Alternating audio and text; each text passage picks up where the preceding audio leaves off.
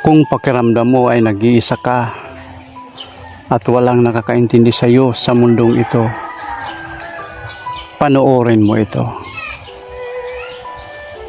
Sabi sa Isaiah 41 verse 10,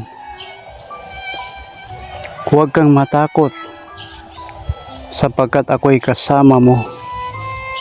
Huwag kang mangamba sapagkat ako ang iyong Diyos.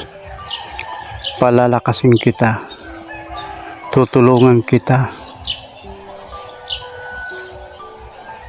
Maaaring iwanan tayo ng mga tao, maaaring mabigo tayo ng mga kaibigan natin, ngunit ang pagmamahal ng Diyos ay tapat at walang katapusan.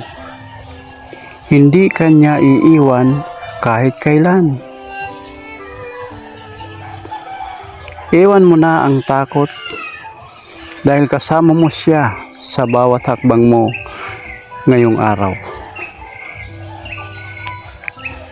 I-type mo ang salamat Panginoon sa comment section kung nararamdaman mo ang pagmamahal niya ngayon. Salamat sa Diyos. Amen.